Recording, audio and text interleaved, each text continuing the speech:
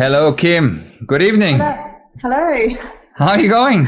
I'm good. How are you? Thanks. Yeah, I'm very good. Thanks. I've been really looking forward to our little chat. Yeah, me too. Me too.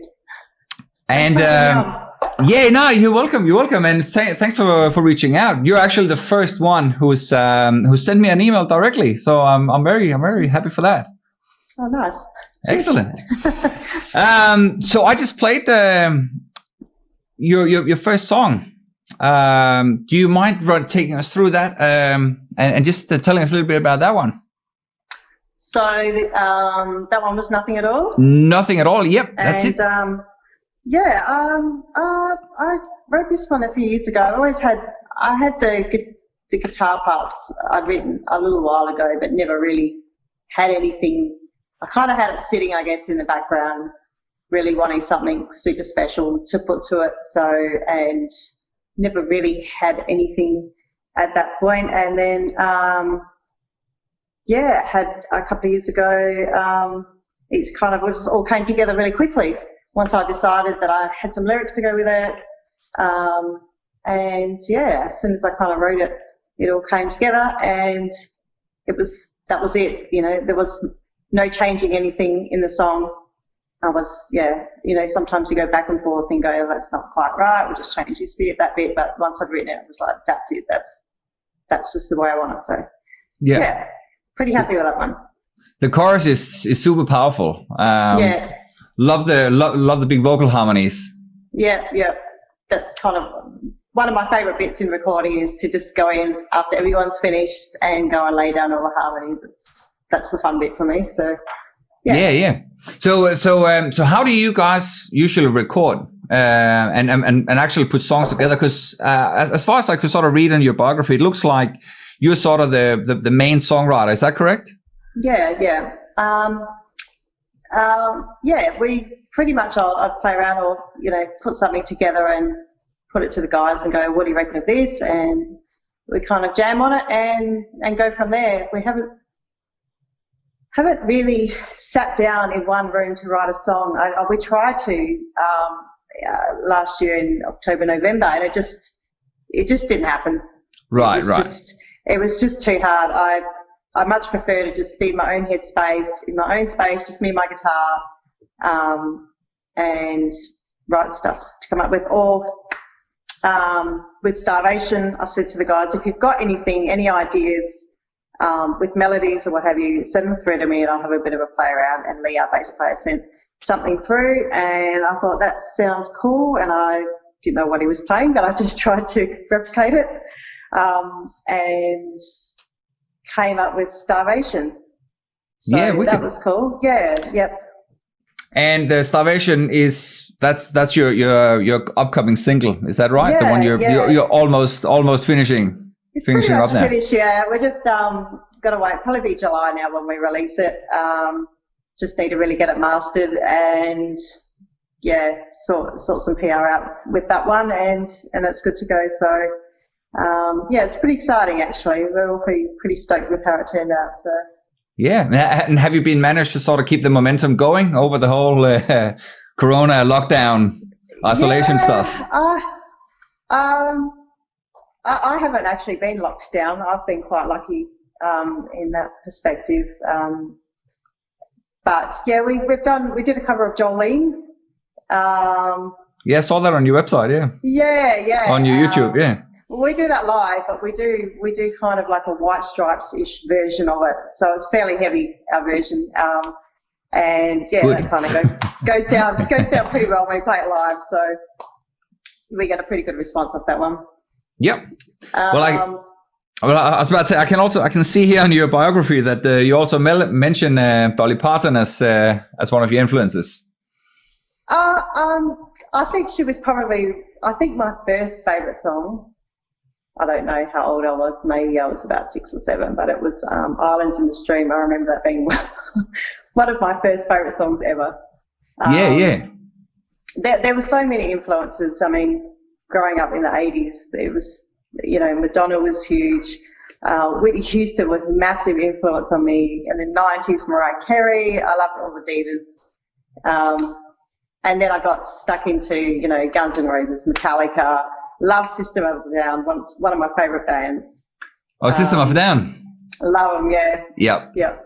So we've played with System of a Down under the Perth tribute, which was brilliant. Wow. Yeah. We played with them at Amps this year, and that was awesome. Just loved it. So you actually got to hang out with them, or? Yeah, it was the tribute band from Perth. Oh, right. Okay. Yeah. But yeah, good fun. Fantastic. Yeah. So in regards to if you wanted to try and sort of take it back to, you mentioned you were growing up in the 80s. What other sort of influences, like what sort of got you into music in the first place? I just I don't know. I just started singing when I was, I don't know. I remember, 5 or 6, started singing a little bit, and then just over the years just developed, and by the time I was, 10, 11, 12, I was singing all the time.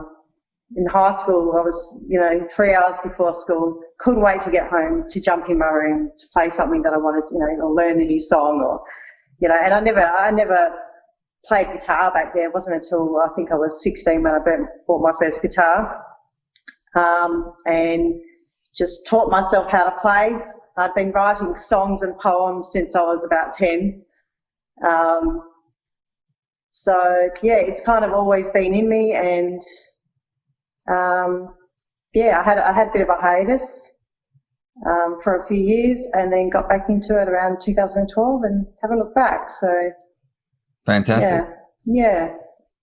So what sort of when you say you were writing poems and you were writing songs from a very, very young age, who was sort of like your biggest influences? I know obviously Dolly Parton was one of them, but back in the 80s, like the music is very, very different back then. I grew up in the 80s myself, so yeah. There's so many. Gosh, there's just too many to mention. Really, there was so much different stuff that I was listening to.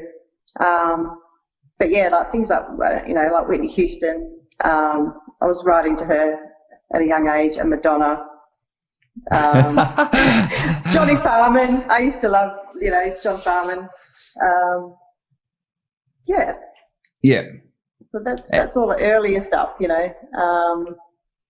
And now you're into System of a Down, so. Yeah. I'm into everything. At the moment, I'm in love with Caravan of Sun. I can't get enough of their music. And Ant Beard from Caravan of Sun has just gone out and is doing his own solo project called Caspian Music, and he's just released an unbelievable song called Alone. So I'm writing to that. Last year I was writing to Here Comes the Rooster from Perth. Oh wow. He just thought I've got to listen to this band, and I was going through some stuff at the time and heard the song, and I just, just related to me straight away, and started listening to all that other stuff. And yeah, I did a little bit of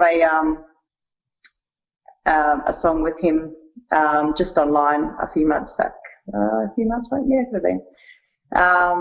And I'm hoping to do a collaboration with him too. I've got the solo project happening, and I'd really like to get him on board for that. So cool. So you're making something under your own banner as well. So it's not a part of the whole Band of Misfits. Yeah, no, it's just I've got songs hidden away that just never. I try and bring them to the band, and they're just not Band of Misfits songs.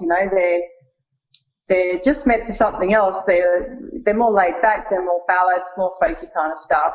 Right. Okay.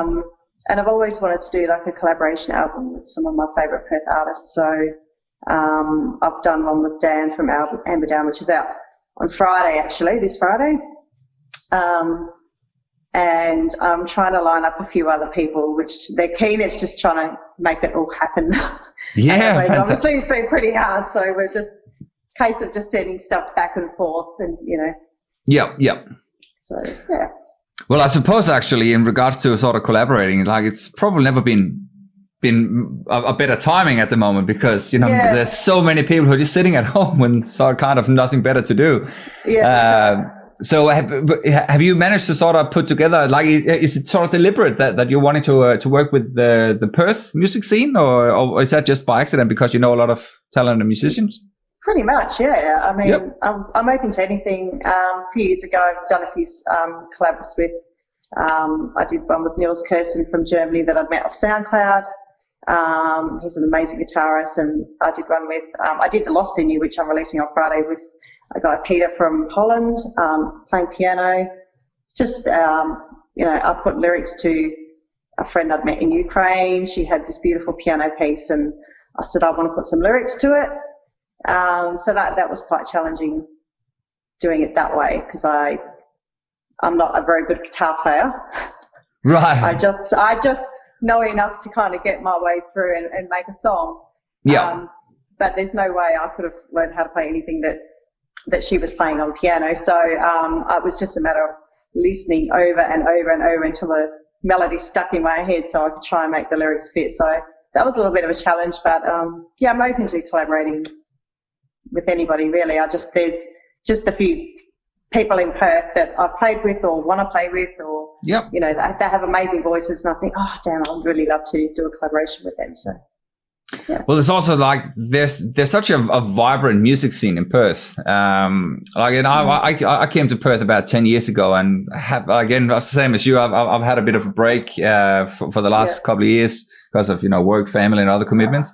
But it's sort of always sort of baffled me how cool the actual underground scene is here. It is. So yeah, it's super admirable that you're sort of trying to do something like, and sort of staying true to the Perth scene. Yeah.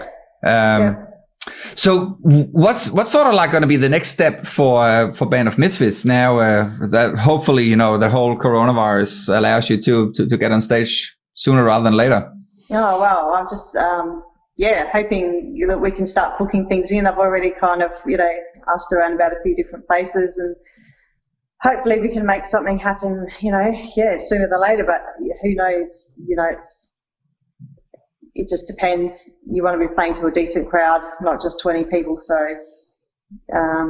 it's just a matter of holding on to it and hoping that when everything does open up, that when we do our single release, that, it's huge and people want to come and see it. So, yeah. Well, that's again one of the things I've spoken to a lot of the other people I've had on the show about is the fact that I think the music industry will probably be one of the last ones to fully open because of the density of the crowds. That's right. Is there anything you guys have been thinking about to sort of combat that? Like, are you thinking about doing more live streams, or is there anything else that's sort of been in the cuts? I would like to do more live streams. I just think we should be doing more videos more than we are doing. We need to be doing more stuff online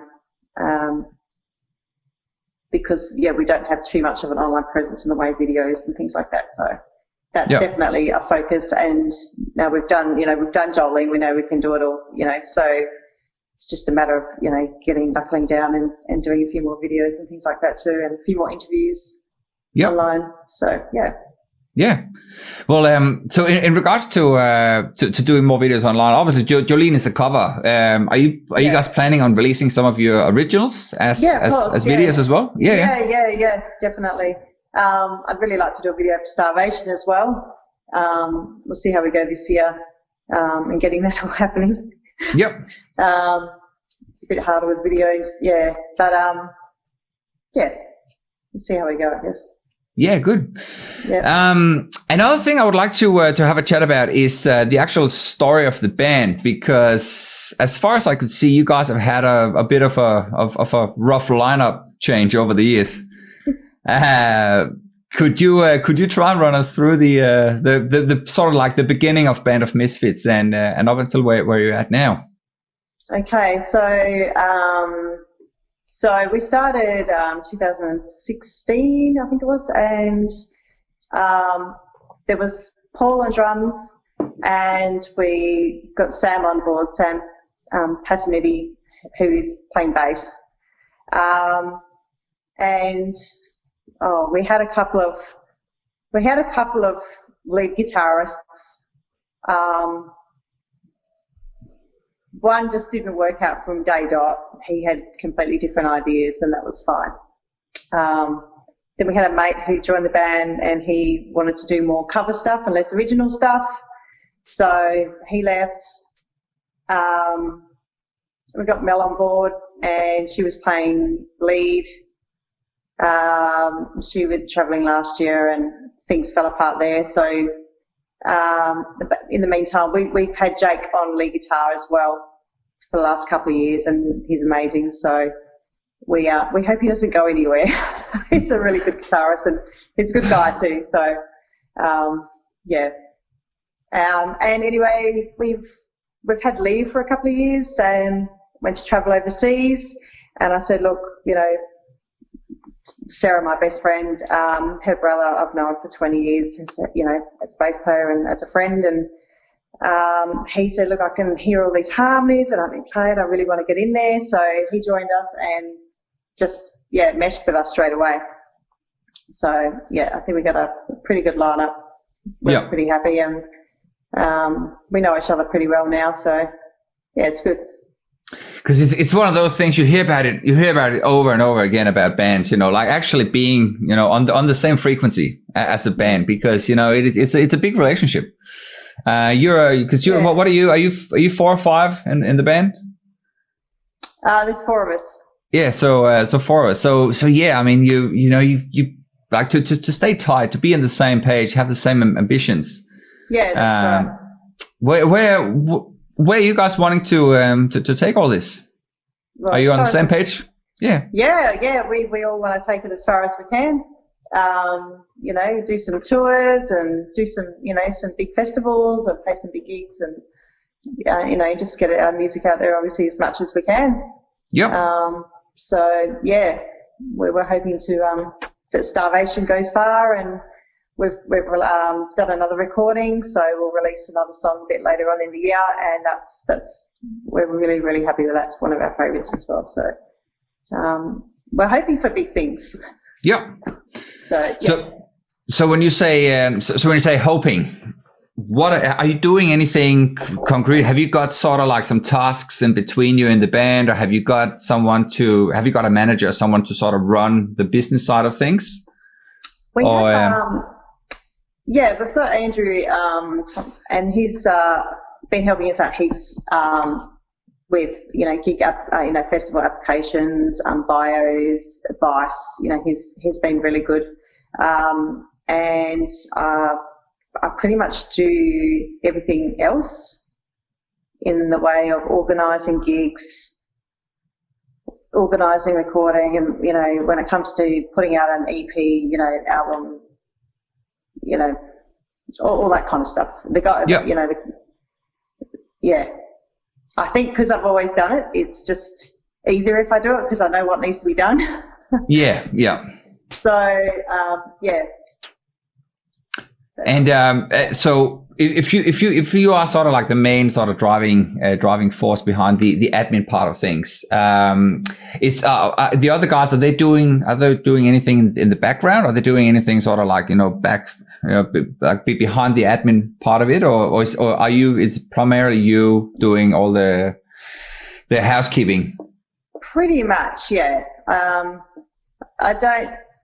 If they want to share the load, then I'm more than happy for them to help me out. Jake was awesome with recording that we did of Jolene, putting it all together for us. That was awesome. He's really good on the tech side of things. So I'm thinking in the future that side of things will be hopefully handballed to Jake. Hey, Jake. It is now anyway. It just got handballed. Yeah. I'm hoping that one day I can just let it all go and hand all the duties over to somebody, you know. But we'll see, you know. I guess we're just going to wait and see how it goes, and it's just you know, you just got to slowly get up there and, you know, I don't know, mark things off the list and. But yeah, it'd be good if someone could go, all right. I mean, the social media alone is huge. And I have a business. I run a florist shop. So I have, 2 social medias for that. I've got one for Band of Missfits, one for my personal solo, and one for myself. And that's just Facebook. Yeah. There's so much ground to cover. Yeah. And I find that in itself is the most time consuming.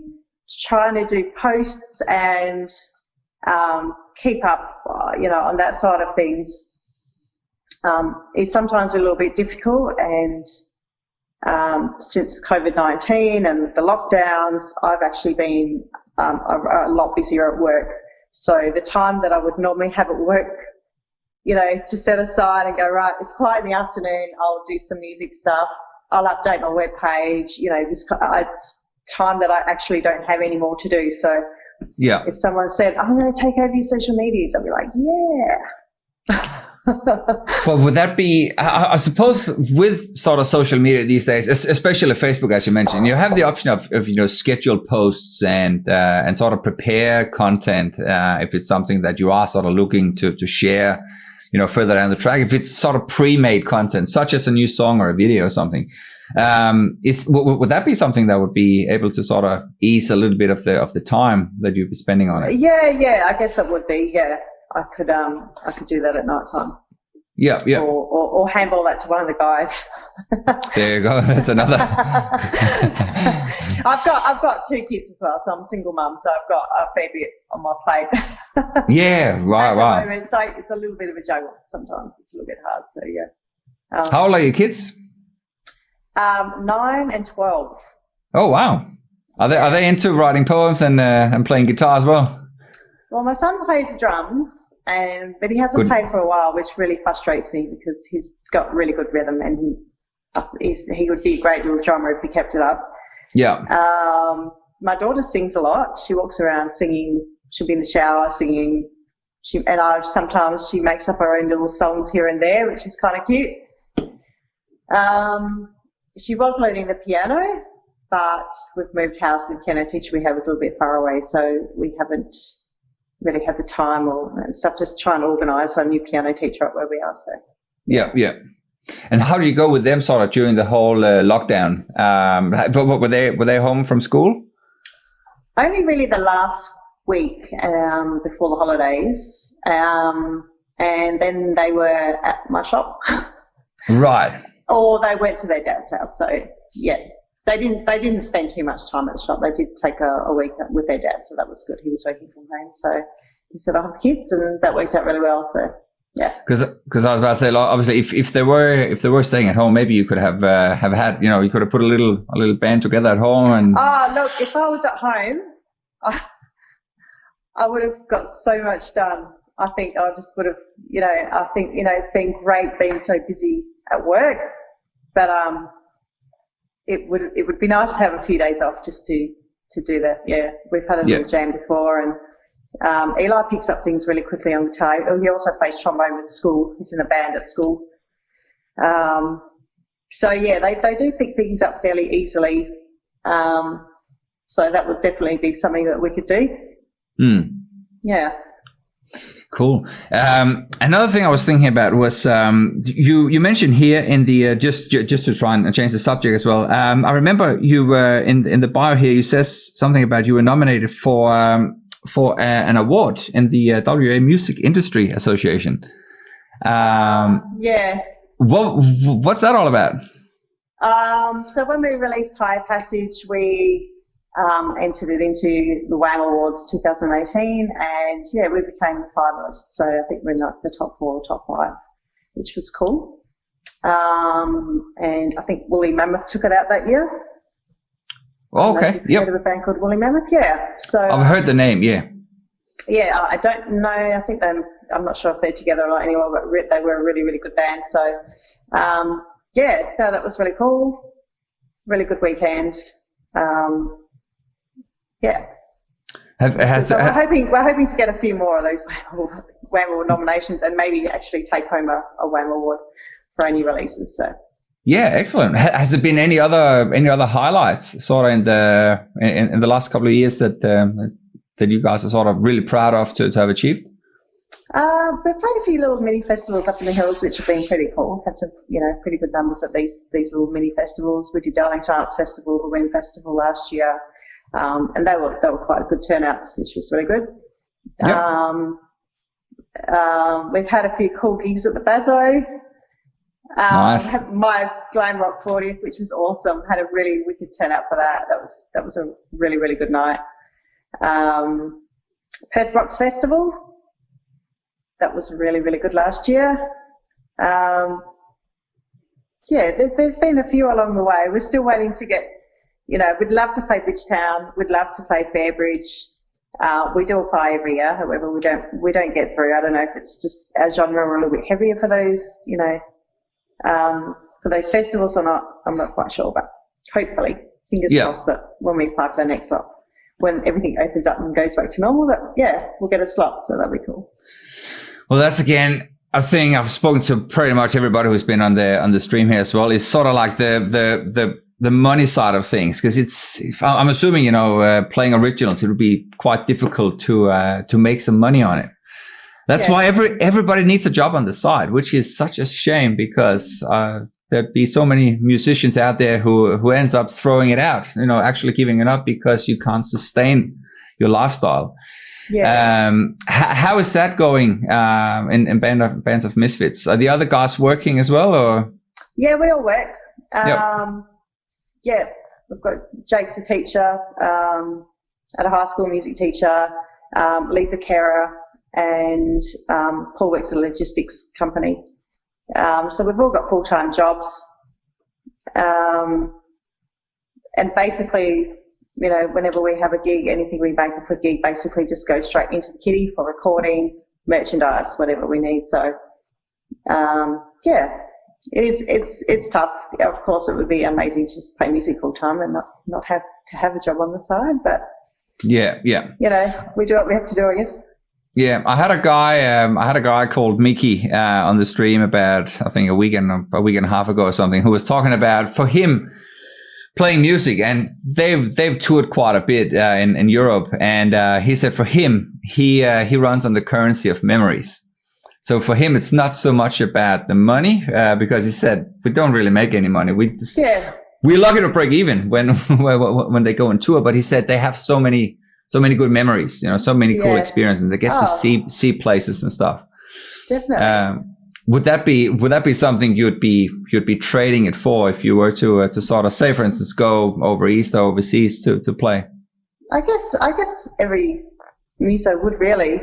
You want to get your music across far and wide, and if you broke even, that would be great. Made money, that'd be even better. But we do it. We don't do it for the money. We do it because we love it. Yeah. So how many times we play gigs we don't get paid for? Oh, you hear about bands. You hear about exposure. It's for the exposure. Yeah, and you hear about bands who actually pay to play certain gigs. Where they have to cover a lot of expenses and all that stuff. It's just it's just crazy. Look, I mean, I've done it myself. 15, 20 years ago when I was sort of playing originals and back in Europe and stuff. But it just still today just baffles me how rough it is, playing originals. It is. There must be some way, wouldn't there, of coming up with some sort of different income stream. Yeah. Are you guys selling anything? Is there anything you can buy online except for the stuff? You can obviously support you on Bandcamp and buy your songs. Yeah. We've got some merch on there as well. So we've got our shirts, which I'm wearing. Yeah, cool. And our CDs, and so we haven't got too much merch made up. I'm guessing once we release Starvation, we'll probably do another run of merch. Yep. Whether it be hats or t-shirts or what have you. So, so other ways that, we could be, people can support us. So.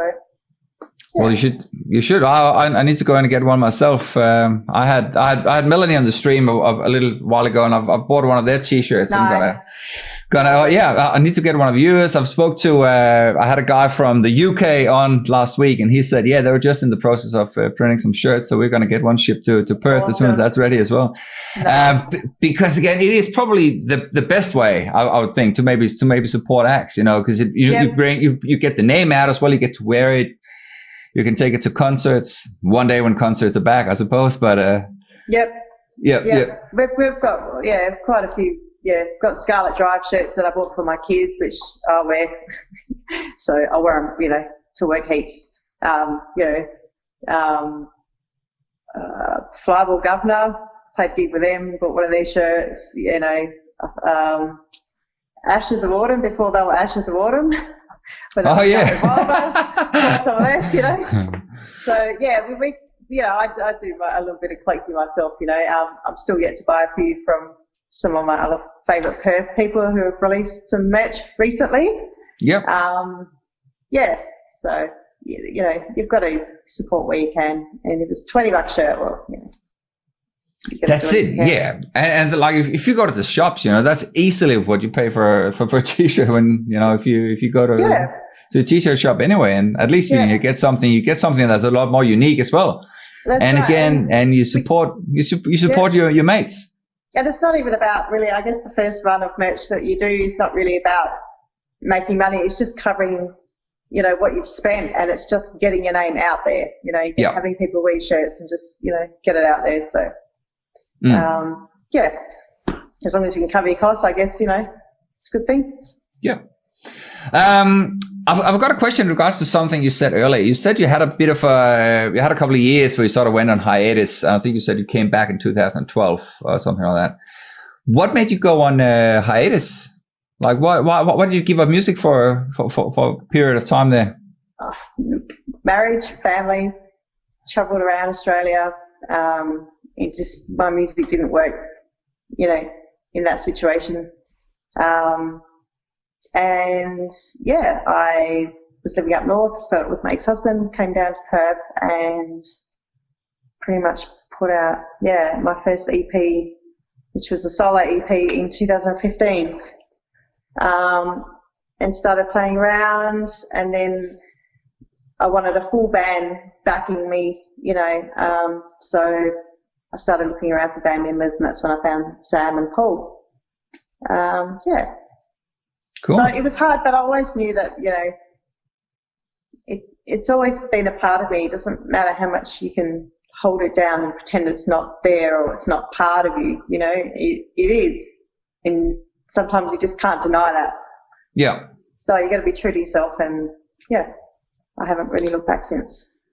I'm so glad you say that, because that's pretty much exactly how I feel. That's the whole reason why I started this stream and sort of trying to get back into music. So you can kind of say like the whole coronavirus is what was a little bit of a blessing in disguise in my personal situation. But I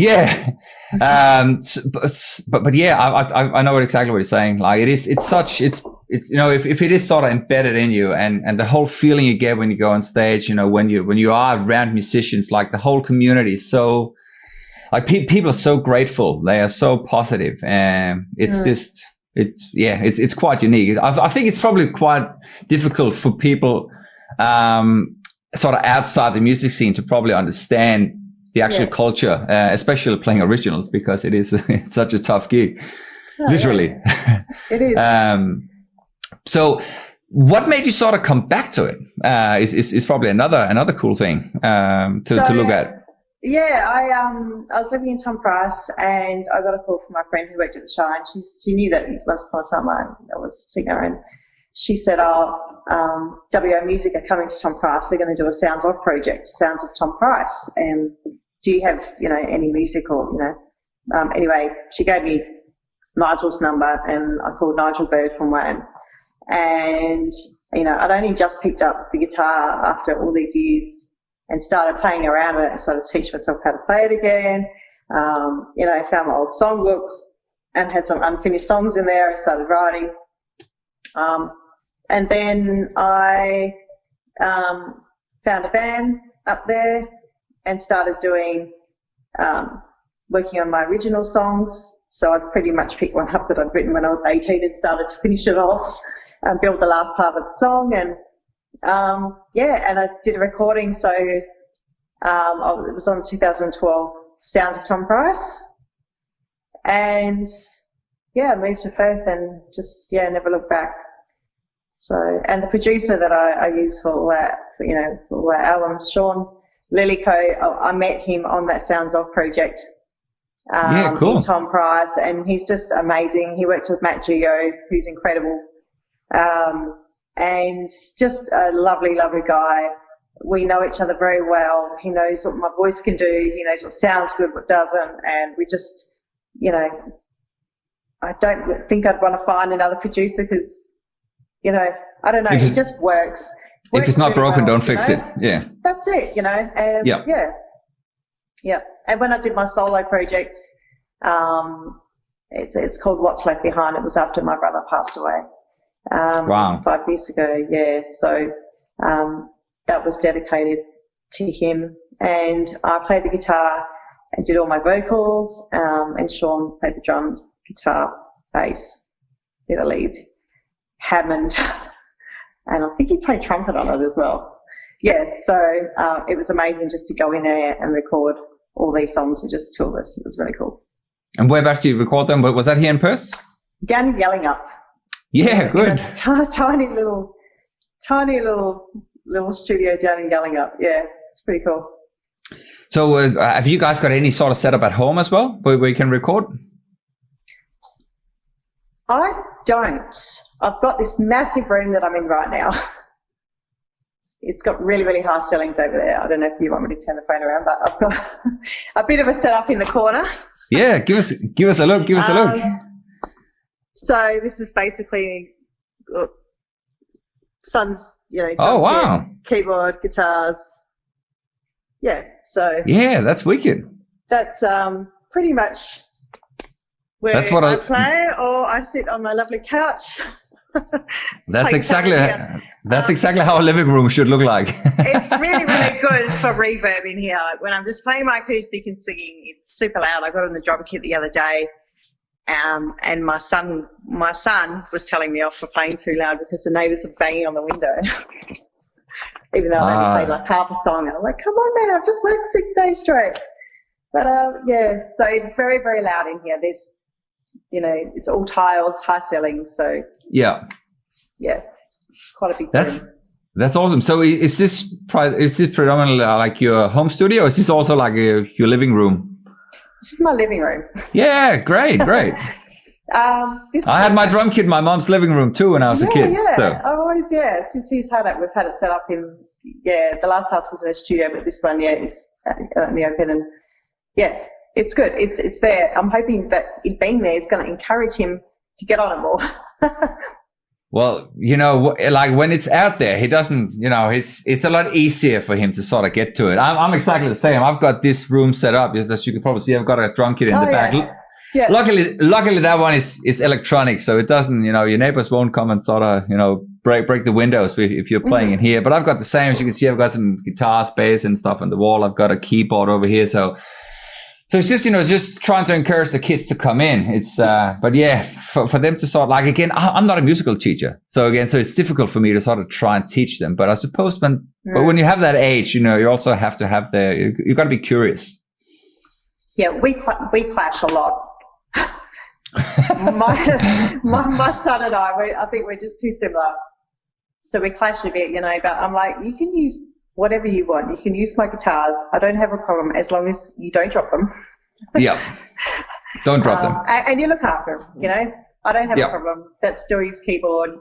The more the merrier. I would love that for them to just start playing all the time, But basketball's taken over for Eli at the moment, so music's just being put to the side for the time being. Well, he was still, was he the one that was 12? Yes. Yeah, well, he's got plenty of time. He's good. He did jump on the keyboard not long ago, and he wanted to play that Dr. Dre song that's been played all over TikTok. 24 weeks ago. Yeah. So he's there on YouTube, just rewind until he learned how to play it by ear. So yeah, wicked. He's got it in him, and that's what's kind of frustrating for me, is that I can see he's got it. He just, but I don't want to push it on him either. So, you know. No, that's right. Yeah, it kind of has to sort of come because you want to do it. That's right. But again, at the same time, you know, like 12 is nothing. I think I started playing, like the first time I touched a drum kit, I think it was like 13 or 14 or something. So it's never too late. And again, growing up in a house now where you have the music and he can see you play, you know, it's gonna sort of sit there in the back of his mind all the time. Yeah. Well, they've been to heaps of gigs, even ones at pubs, but maybe they shouldn't have. You know, I've had my mum there and played at the Civic Hotel. We were first on the bill, and you know, my daughter's fallen asleep on my mum. You know, it was super loud and she's just snoring. I was like, I'm so sorry, guys, we've got to go. But and the festivals that we've played during the day, you know, up in the hills, like the Darlington Arts Festival and the WIM Festival, the kids are used to seeing us, you know, play live. I've been taking them to radio stations for the last 4 years, you know. If I've got a radio interview, I'm like, you guys have got to come with me. You've got to stay here and stand quiet. And, you know, so they're kind of, yeah. That's awesome. It's around a lot, so yeah. Yeah. Well, again, like especially if you guys sort of planning on making it a bit bigger, you know, like as you kept saying, like hopefully, you know, if we can build it up to the next level, they kind of have to come along. That's right. Right. They got to be a part of it. You got to get them to be, I don't know, okay, can they carry the guitars or be little roadies or something? That's right. Unfortunately, mostly we play at night time, but yeah, we do get the odd day gig, you know. Yeah. Cool. But I suppose again, yeah, if you want to be in it, if you want to sort of go touring, yeah, you know, you gotta teach them the lifestyle. What about the other guys from the band? Have they got kids as well? Lee's got a daughter, Chia, and she's same age as my daughter. She's 9 as well. So when we have rehearsals, we take all the kids and they play basketball in the next room. Basketball ring set up there and that's convenient. Games, you know, yeah. So we go to Vision Studios, just in Big Park there, and it's awesome. So it's a really, really good setup. Kids can play the snacks, you know, games, what have you, and yeah, it's good. Yeah, awesome. It's a good spot. Yeah. So in regards to just to try and get back to sort of like the band side of things, you said you recorded Starvation and you're going to try and release that shortly. Is that going to be another EP, or are you guys planning on doing a full length anytime soon? We would love to do a full length, and that might even happen towards the end of the year. We'll see. We've got a couple of new songs, well, probably about 4 songs that we're going to release this year. So they might just go onto an EP, or we might decide, hey, we've wanted to do a full length album. Let's just do it. Yeah. So yeah, that'd be cool. And in regards to releasing the songs, are you planning on doing that yourself, or have you got a label or anything sort of set up? Because you know, this day and age, there's so many opportunities. You see so many independent artists, you know, just throwing singles out all the time, and you know, just releasing them themselves. Yeah. But have you got like a bit of an infrastructure in place to try and sort of take it to that next level as we were talking about before? Yeah, well, we've kind of done everything ourselves over the last few years. When we released High Passage, we used 5 Starter Music. Okay. Adam Weston and Lee Oliver, and it was good. We had a bit more of a better reach. And I've actually used them again for my solo project. Okay. For Friday, which is great. They organise all the interviews and set everything up, send everything out to the main people that need, that you want kind of to have your music in their hands. So it's definitely better to use a company you're obviously taken note of more so if you're using a PR company than if you're trying to do it yourself. So it's kind of just the way it's starting to head down that way where we need someone, we need to outsource. I've got a list of things and I've been trying to do things myself, and like I said, I'm just absolutely so busy at the moment with work. I don't have those few hours at work to just go, just do all my music PR now because I'm quiet. I can't do that, so I kind of have to outsource in that way. So yeah. So how do you do that? How do you outsource? Well, like I said, using someone like Firestarter Music. Yeah. Okay. Basically, sending a bio, your link tree and videos and things like that through, and them all, putting it into a press release, and then them distributing it off to, all the main people, and AMRAP and AMCOS and all that sort of stuff. So. And that's something you pay them for? Oh. Yes. Yeah. Comes back to the whole to the whole business. It's a hard one. It is, yeah. Like, there's all that money taken up for, and now we've recorded, and that's all. We didn't have any money, so it's like and because we've had no gigs, we've got no money in the kitty. So it's just like, we've either all going to put in for it, or just hold off on the release until we can, start chipping in a little bit more. So yeah. What if you say, just for argument's sake, say you had a month, 2 months of nothing? If you could spend all your time promoting your music, how much of a difference do you think that would make? Probably a big difference. Yeah. Well, what will you do? Well, I already have a list actually compiled of all the people, that I would send the music out to. People like yourself doing podcasts. A list of all the radio stations that I need to get in contact with. To let them know we're putting out a new song. Can we come in for an interview, maybe play a song? So just that kind of thing, I guess. I'm thinking, in the way that things were done when we had our release a couple of years ago with Firestarter, and what we had set up, what they'd set up, all the interviews and stuff. So I kind of kept check of what those things were. So if I were to do it myself, then I could. But it's just having the time to sit down and get all my ducks in order to send it. So. Because again, like I think that I think about this all the time at the moment. It's like, how can you set up a framework that would sort of make it a lot easier for upcoming bands and upcoming artists to get their material out a lot easier? Because there's so like even just for I've been doing this for just over a month now, and the amount of new songs that I've heard that I would never have heard these songs if I hadn't been doing this. And it just baffles me how much quality there is out there in the jungle. And a lot of it just gets lost, and it's a lot of it is so much gold in there. There's so much goodness that shouldn't be hidden. There's so many Perth bands, and I go, my God, this song is incredible. Like, everyone should know about it. Yeah. And then you don't really hear much because, maybe they haven't PR'd it at all, or that's the thing. If you want it to go far, you need to do everything you can to send it off into the world. So I guess it takes time, organisation, and money.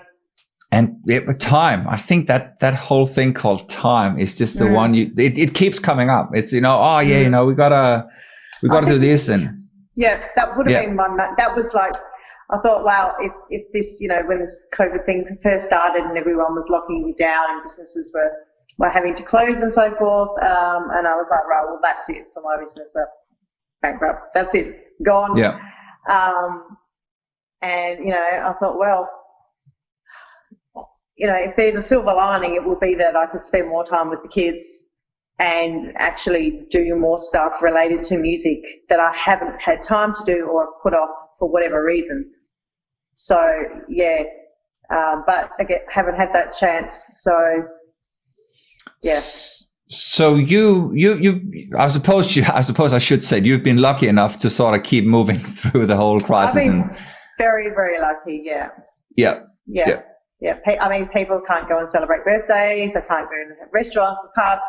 So they're, wow, what do we do for Mum's birthday? Oh, let's order flowers. So, it's been quite good.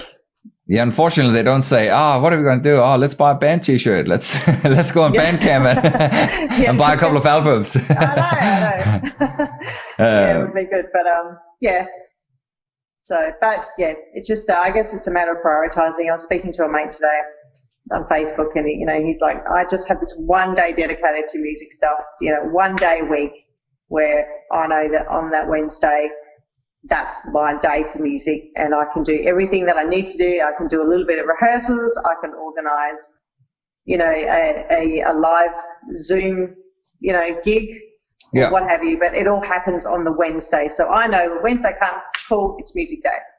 You know? Yeah. And I think that should be something that I should be doing every week on the same day, kind of have a schedule, and go, right, this is my music day. But I think because when we do rehearsals, it's, you know, I don't know.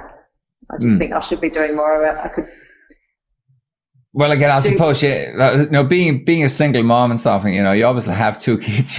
You know, they need a bit of attention as well. I've got 3 little boys myself. I mean, I'm not a single dad, so luckily I'm very fortunate. I have a wife who's looking after the boys.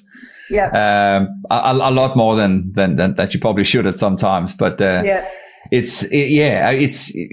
gets difficult to find time. It does, and the day that I have off, you know, like I have Sunday off. I work 6 days a week, so when I've got the Sunday off and I've got the kids with me and they're not the dads, I'm like, we've got a French bulldog, so we're like, let's take Coco to the beach, and we'll drive an hour to the beach because we live in the hills, and take our dog to the beach, run around, you know, and then drive down the coast of Scarborough, maybe get something to eat, and then head home. So that's basically my Sunday, or I'm mowing lawns. Nice. So, nice. yeah. So it is hard to try and, you know, get everything in when you're working full time with kids. Yeah. So, yeah. It is, man. I'll just quickly say if any of the ones listening, if they have any questions, then feel free to start typing them in now, so we can do a little FAQ in about probably 5 to 10 minutes. I'm curious to see. Well, I just lost my train of thoughts there. What we were talking about just before, because I had a question in regards to that. Oh yeah, in regards to your free time. So if we try and go back and say, look, imagine if you had that little bit of extra free time and trying to do a framework and stuff. In regards to people sort of supporting Bands of Misfits and trying to evolve the business side of things, what could you do, or what would you sort of imagine you could do in regards to start maybe generating a bit of income? Like, could you do? I'm just thinking out loud here, because again, you got a very, very powerful voice. It actually sounds effortless when you're singing on the song that we heard to begin with. Thank you. Could you do any vocal lessons online, or is there any? Could you do like any kind of teaching, or is there anything that sort of could be automated? Or have you got any other ideas in regards to sort of trying to make some money on music? I have thought about teaching, but again, it's like when would I do it? I'd have to do it at the time I get home. It's like, you know, it's fairly late, but not really. I guess I rely a lot on gigs and trying to line up as many gigs as we can kind of do to try and generate income that way. But they're pretty much non-existent at the moment. So you can't actually go out and gig. I mean, I'm hoping that people would, you know, start buying merch. We've got our merch up on Bandcamp now, so I guess we've just got to push that a little bit more on social media too, and put some more links up and things like that for merch. And like I just, like I said before, I just want to start doing a few more videos, put some more original videos out there. And just build even more of an awareness online, because it's something that we, as a band, we do like a little bit. I don't know if you know Fieldsy from Perth, Irish. No. She's an Irish folk singer, solo. Her online presence is amazing.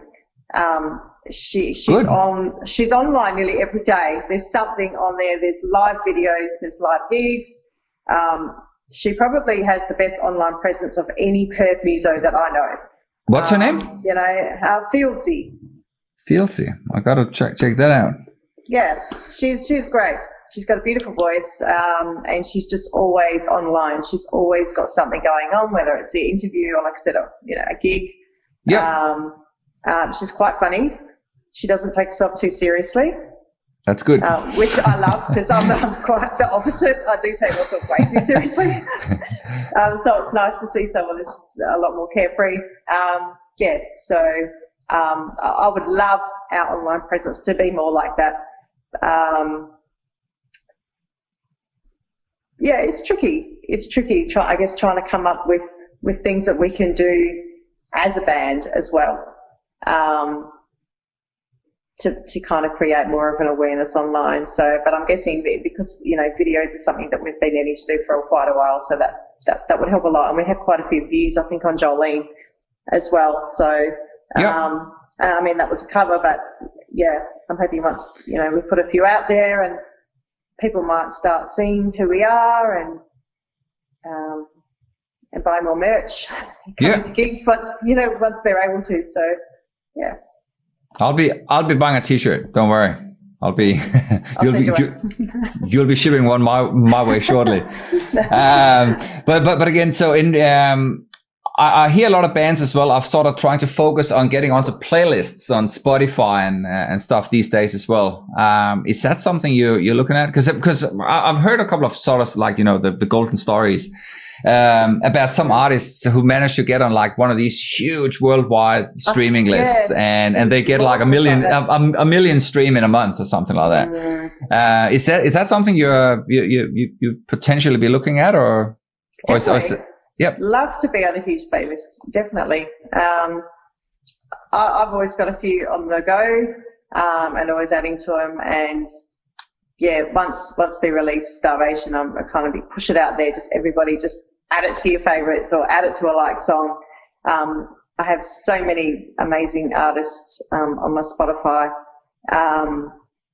You know, if we could get onto a huge list, you know, that went massive, would be just a dream come true, really.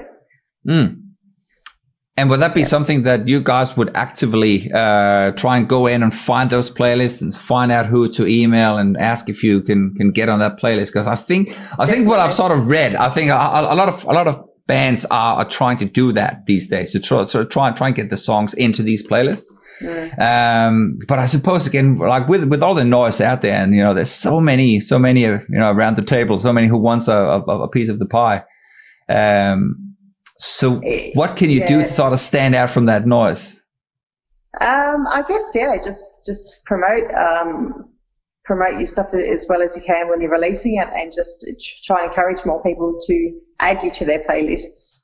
And then, you know, maybe find out who's doing the playlist and see if you can get on there. Really, I guess it's just the way, to go about it. Yeah. But I guess it can be like, you know, banging your head against the wall sometimes when you're trying to, you know, do something over and over and over and get somewhere and email these people and email that people. You don't hear back, or you hear back, you get knockbacks, which is like pretty much what Starvation's about.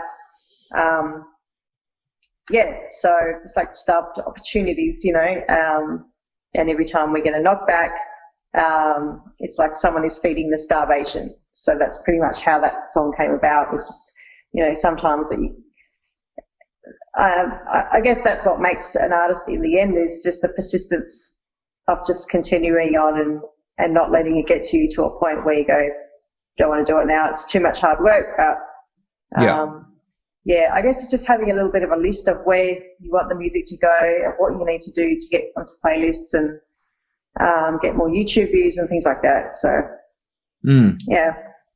Are you using any thought of, because I think a lot of, like, you hear about influencers, you hear about people that can, you know, push your videos and your bombs to a wider audience. Is that something you've tried, you know, to get, you know, some of the you know, some of the people that have more online presence to try and share your songs? Is that something you've been encouraging, or? Definitely, yeah. I would love, you know, for other artists to be sharing our music, if they do love it. You know, there's some bands that, you know, I love from Perth, and I'm like, you guys need to hear this song. You know, Caspia's new song alone is just absolutely beautiful, and I'm like, you guys need to hear this song. Posting it, you know, and hopefully people will add those songs to their playlist. So, I guess that's all you can do, really.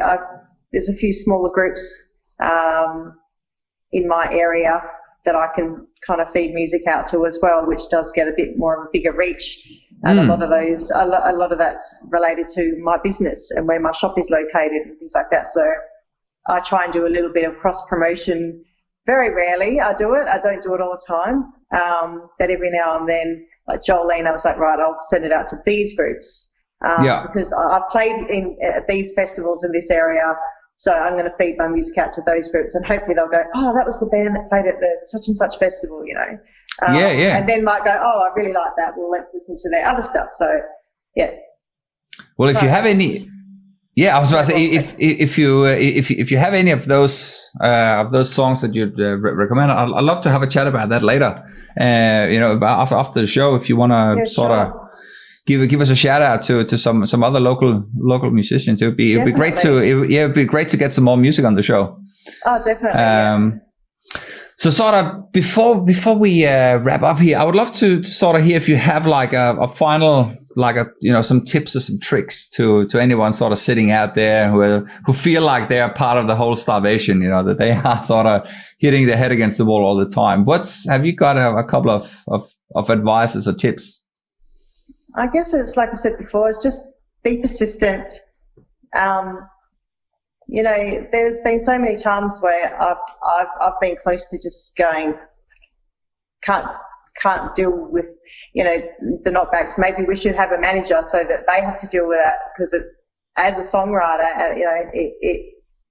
it affects me personally.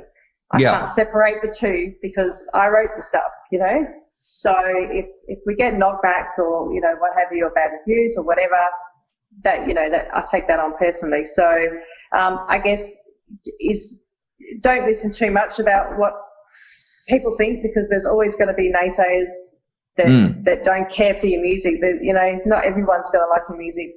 Not everyone's going to like the art on the wall, whatever.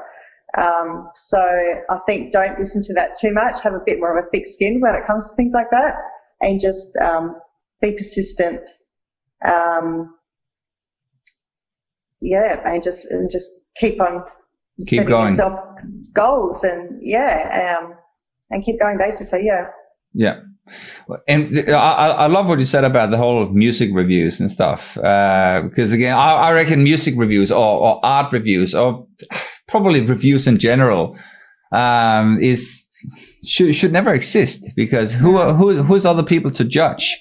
Yeah, I've written a few myself, but I've picked and chosen, and heard the music and gone, oh, I really love this. Yeah, I'll write a review. I should just,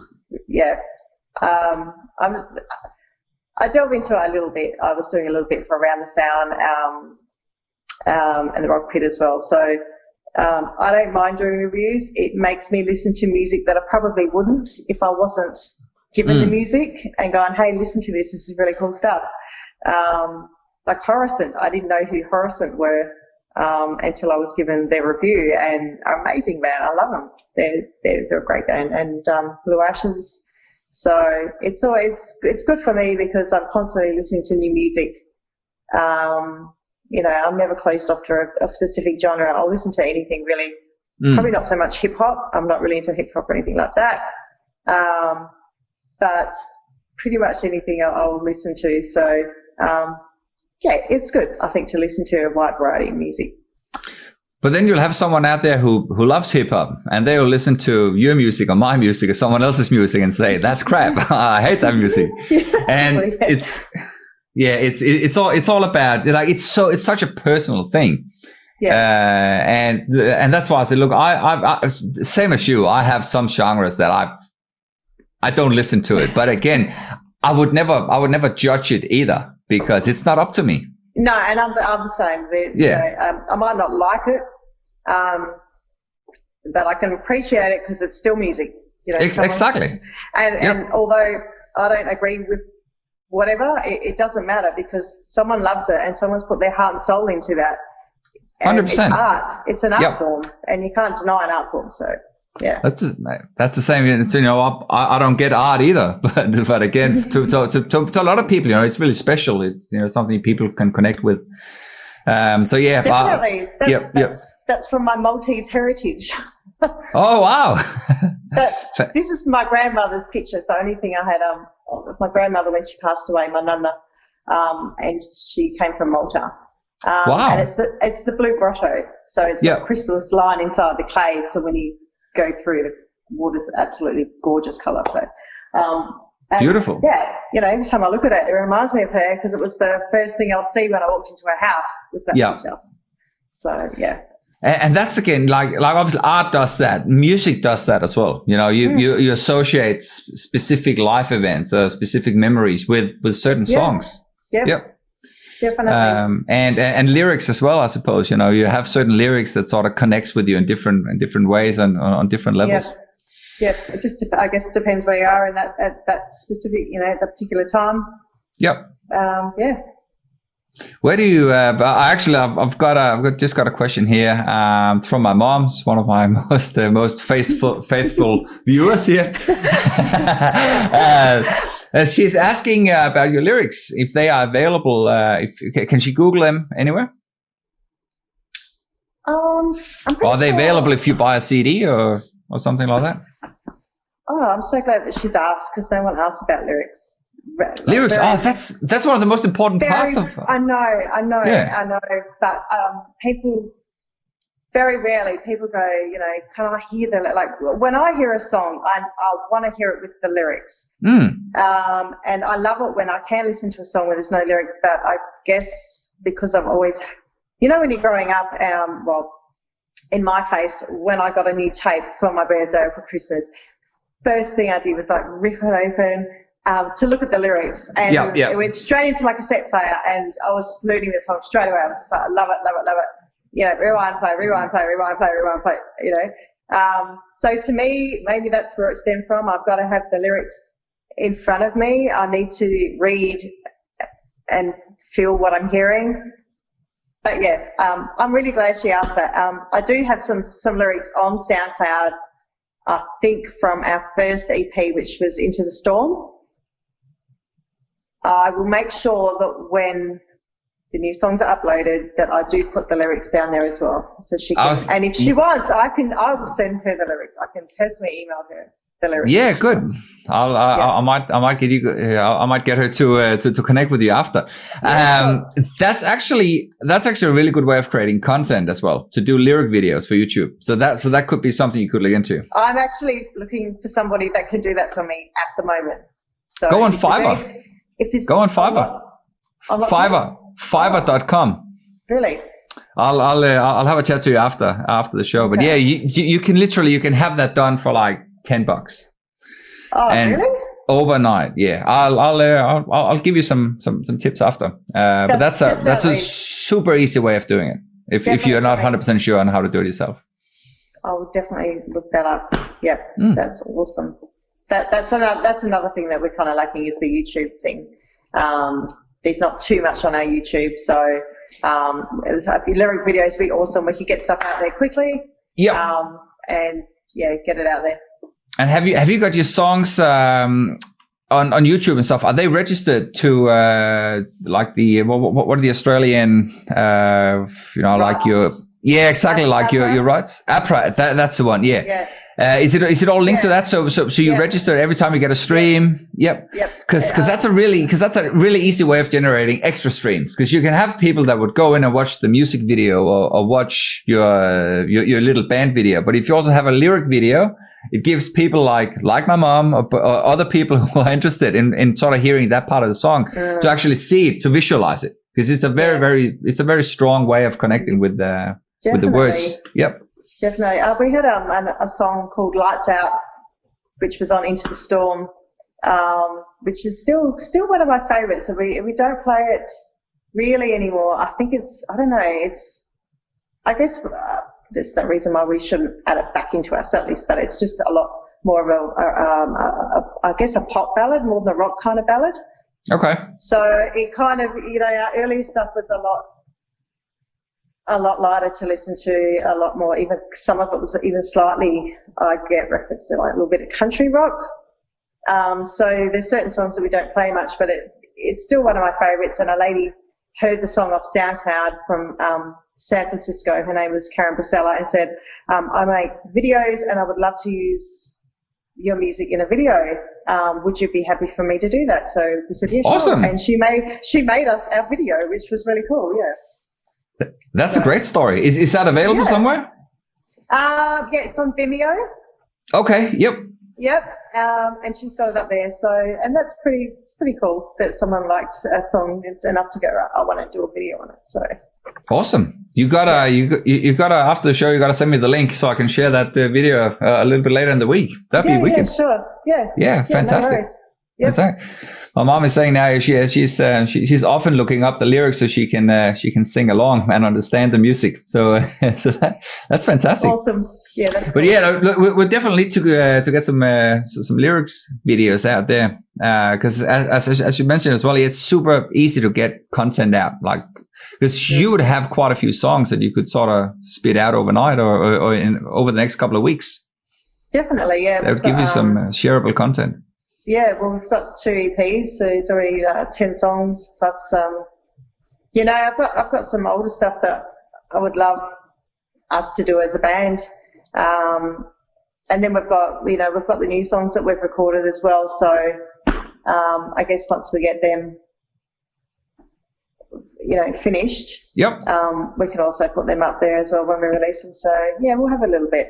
It should be good. Another thing that's quite popular on YouTube as well is all the playthrough videos where you have, so if you're a guitarist, you can see like the guitarist sitting jamming along to it, and you can see the drummer, how he plays it on the drums. You have all the, the multi-angle cameras and stuff. It's cool. Could be another tip. And that again gives you can handball that over to the other guys as well.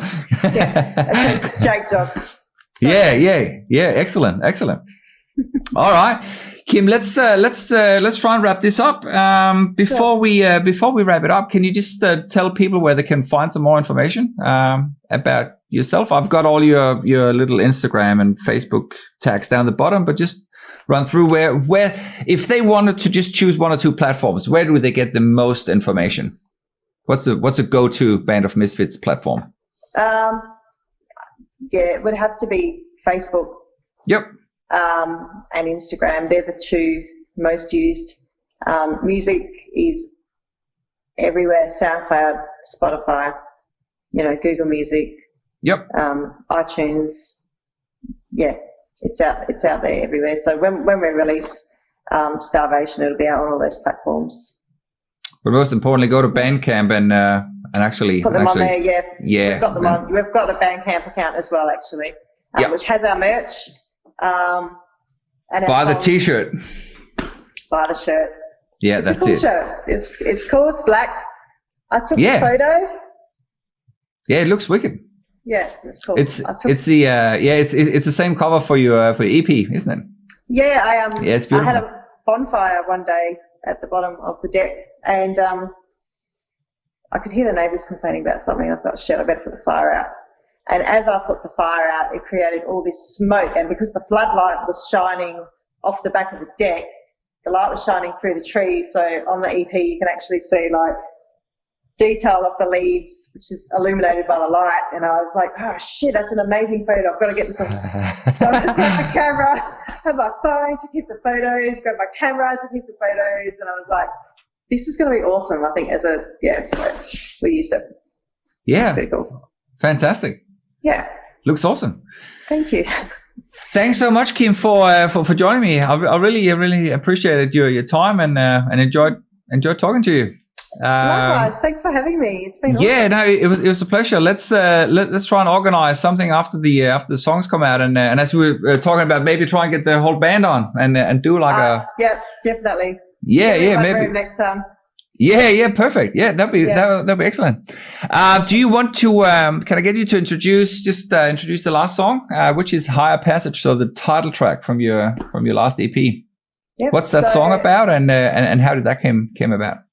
Oh, it's about a few things, but I guess it was about looking into yourself and trying to find, within a little bit of peace and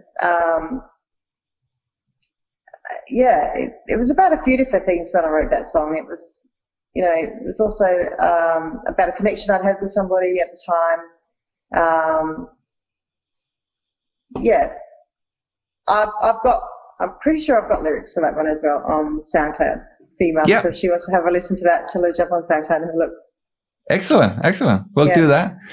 I will put that on now, and I'll have a chat to you after, and we'll have a chat about creating some lyrics videos. So sounds great. Stick around, Kym. Thank you so much. Thank you.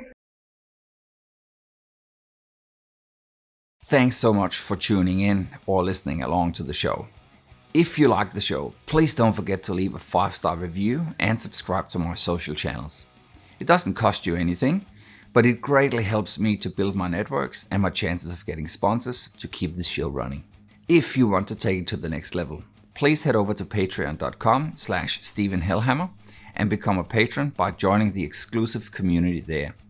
You can start from as little as $3 per month. And for just a little extra, you get access to some fantastic features, outtakes, behind the scenes stuff, and much, much more. That's less than the cost of a cup of coffee per month. And that way you can help me build better content. I can devote more time to find awesome guests and just generally just keep everything flowing. If you want to be on the show or subscribe to my mailing list, send an email to steven@helhammer.com, and that is HELhammer.com. That way I can start sending you exclusive invites, random stuff, and messages that, who knows, you might enjoy. So that's it. Have a rocking day ahead, guys, and I will see you on the live stream or in your headphones very soon. Take it easy.